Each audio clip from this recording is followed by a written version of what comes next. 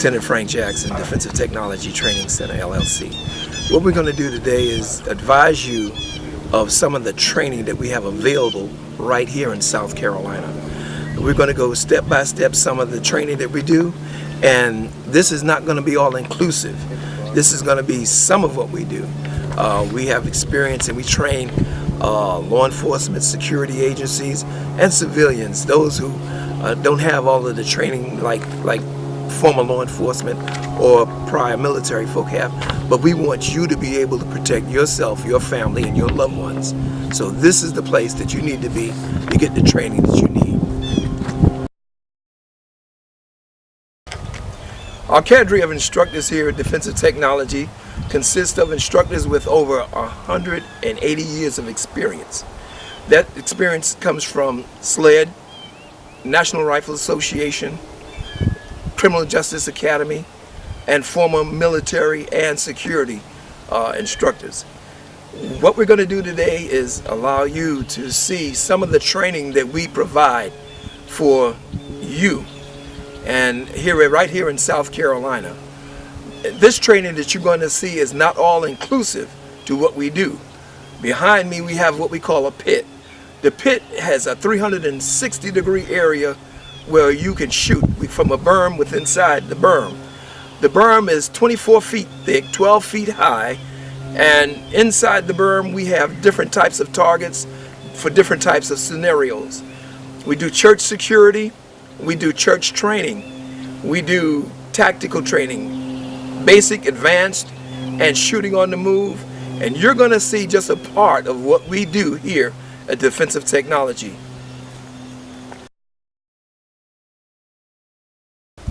One of the things that a lot of people, when they receive their concealed weapon permit, fail to do is to understand the function of their weapon. With a semi-automatic, there are 4 failures: failure to feed, failure to fire, failure to extract, and failure to eject the round from the firearm. What we're going to do is demonstrate some of the reasons, some of these failures right now. Failure to feed. Chamber's clear, magazine well is clear. On a failure to feed, 9 times out of 10, when the slide goes forward, the magazine is not fully engaged. The magazine is not fully engaged into the firearm. So instead of people tapping it or what have you, they'll put it in and push it, and they'll rack the slide. Then when they get up to shoot, nothing happens. This is a failure to feed. So once you insert your magazine, give it a tap, rack the action, finger off the trigger always, and engage your threat or engage your target where you're going to be training to shoot at. That's your first failure, failure to feed. Failure to fire. Failure to fire is, a lot of time it comes when people have fired around and the gun double feeds, and you have a failure to feed, you have a jam. How do you clear the jam? How do you rack it off that stove pipe or whatever the malfunction is, and tap it, rack it, and re-engage your threat or your target? Okay, the next one.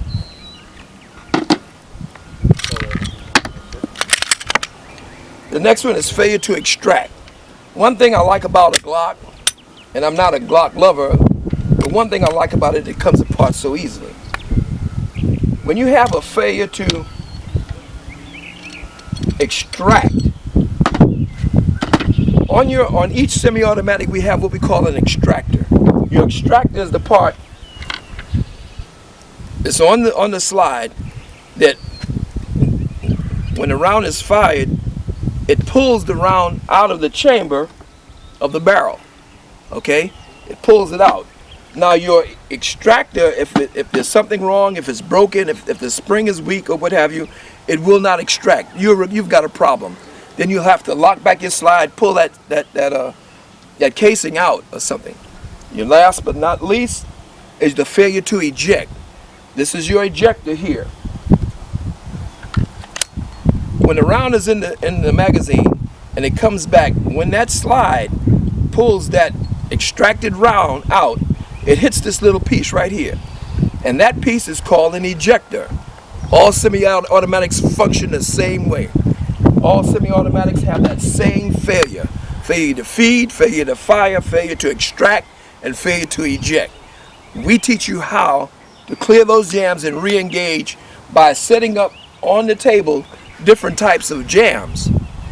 Your revolver, a lot of times, you don't have a jam with a revolver. Once you shot your rounds that you have and you dump your rounds to the ground, take a speed loader, whether their rounds are full wad cutters, semi-wad cutters, or what have you, you connect your first two cylinders and chambers, twist it, the rounds dropped in, close it, you're ready to re-engage your threat. This is something else I wanted to mention. Whenever you're finished firing, whether it's a revolver or semi-automatic, when you open it, let the casings go to the ground. Don't catch empty casings in your hand. Those cases are no good to you. You want to be able to reload and get back in the fight. Same thing with a semi-automatic. When the semi-automatic locks back, what you need to do, go ahead, drop that magazine, take another magazine, insert it in, and re-engage your threat. Always be conscious of your threat. Chamber's clear, magazine well is clear. Always be alerted to your threat. Keep your eye on the threat. You know that when you get ready to engage your threat or what have you, you know where your holster is because you left it there when you draw your firearm from that holster. Keep your eye on the threat. Changing magazines or whatever your function is in a failure, keep your eye on the threat. He might have a friend. He might move on you or what have you. You need to know where your threat is at all times. Failure to fire, failure to extract, failure to eject. We train this constantly to all our people that come through for our advanced class. We have a basic class, whereas they do the concealed weapon permit, and the concealed weapon permit is basically a passive class because all you're doing is shooting or engaging a threat that doesn't move. It stands there.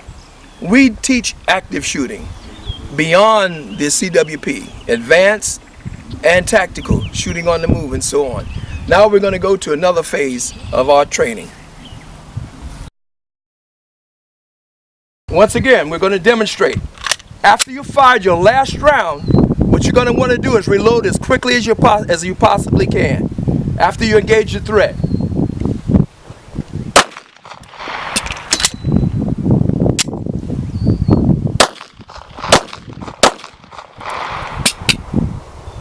That's what you want to do. Get rid of it quickly with a speed loader. Okay?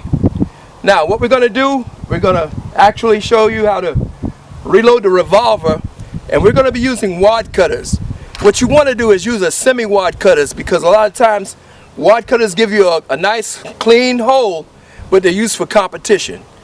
Okay? I've probably just engaged the threat, fired 6 times. What I'm going to do, from my speed loader pouch, first thing I'm going to do, dump the brass on the ground. Let it go on the ground. I'm going to go ahead and get my speed loader intact in place. Throw it down and re-engage the thread.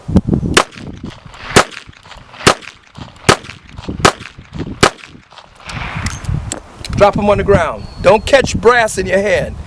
There have been officers that have been found dead with brass in their hand because they were trained to dump it in their hands and either put it in their pocket or what have you. You don't want to put empty brass or catch it in your hand. Not that it's hot, it doesn't matter. The fact is that you dump it and reload as quickly as you can. Dump it and reload it as quickly as you can. I'm John Bird, retired Marine sniper. Shot on Marine Corps shooting team for 12 years, distinguished marksman. This is Zeb.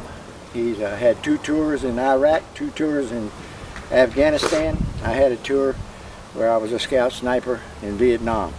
We will begin to teach sniping here at Defense Technology. Very good course. If you decide to take the course, we're going to show you what a real sniper will do. We would welcome you to come out and try your heart at sniping. At Defensive Technologies, you'll be engaged with live situations. Our scenarios are geared to what's happening on the street. Where else will you be able to engage a threat that accosts you at an ATM machine? Here at Defensive Technologies.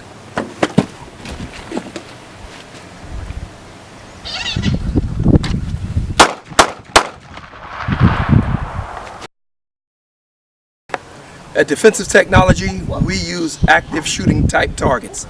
These targets only fall when you hit them in places where they are center mass or head. And the only time these targets fall is when you hit them in those areas.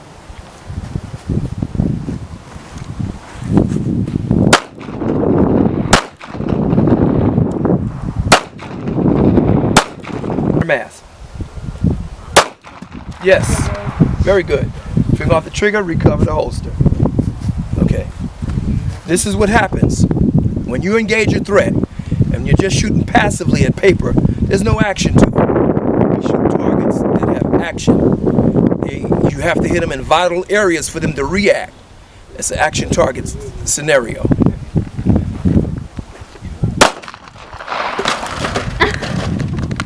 Good. This is called discretionary shooting. The only time that you'll have, the time limit that you have is when the target faces you. You're going to have to determine or discern whether or not you engage the threat or if it is really a threat. It's called discretionary shooting. Gun. Gun. Very good. At Defensive Technologies Training, we do a dignitary protection class. It is straight from Delta. Basically, it's a 3-day course. It covers everything from driving, actual driving, shooting engagements from the vehicle, so on and so forth. And what we're going to show you here today is our diamond formation as we come out of the vehicles to a venue, whereas the protectee comes under fire. These are all live fire training situations.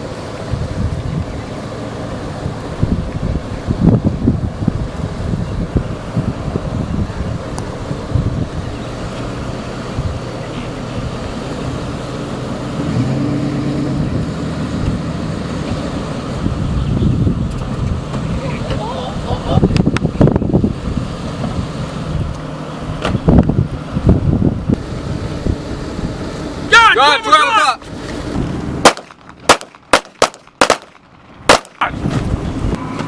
Get him out.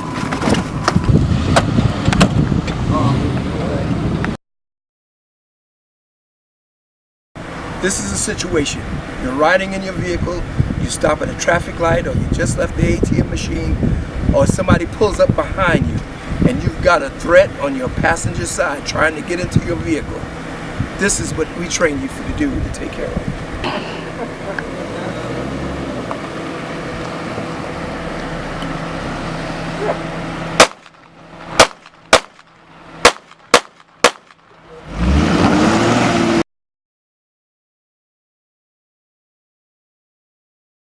This scenario takes place at an ATM machine. It could be any time of day or night.